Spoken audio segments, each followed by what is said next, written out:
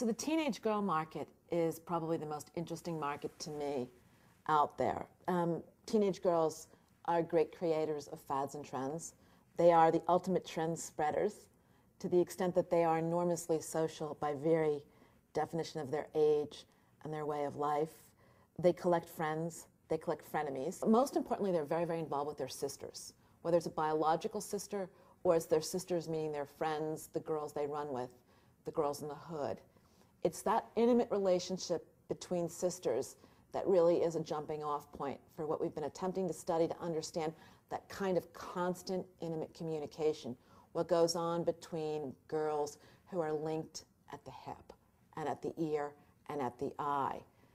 The kind of sharing, the no holds barred kind of sharing.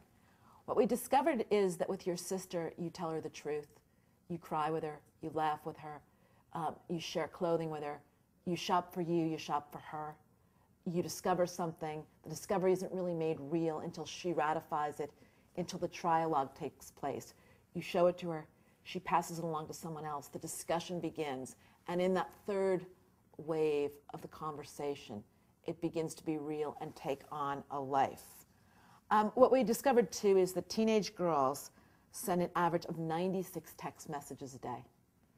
And that kind of active, anxious, aggressive conversation, that kind of intimate conversation really opens itself up to be analyzed and previewed, debated, discussed, and where it puts you very different place. These are people who are not speaking with their mouths so much as their fingers. They're not listening so much with their ears as with their eyes, and therefore they're seeing and hearing very, very different kinds of things. They are very much involved in an adult world through a childish lens. They don't believe necessarily in happily ever after, but they like to hope for it. They have a different set of expectations about what's celebrity because their news comes to them via Perez Hilton, as well as the national networks, as well as their social media sites. They really believe that the world is an interesting place, is a fun place, but they still look to mom and dad, to teachers in school, and especially their sister, to run a lens and show them what can be. What they're also doing is shopping. They love to shop, they love to consume, but they don't like brands anymore. Not big brand names so much as they like value. They like to be the first to discover something, but the second to buy it. They like to be normal. They like to be innovative. They like to be stylish, but they don't necessarily like to be provocative. They want to be known for being of substance, of quality. They want to be known for sharing and being loved and be loved by other people.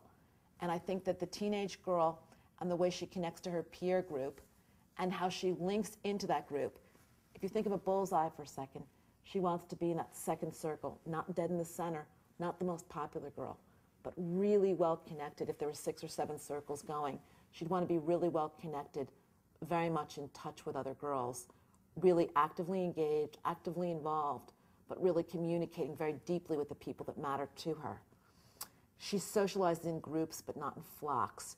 She isn't really interested in wandering outside of the group that she belongs to. She likes to be part of something. She likes to be connected to the community. She likes to give back to the community. She cares about the community. She wants to be part of something. But her sister's her anchor. That's the person she counts on.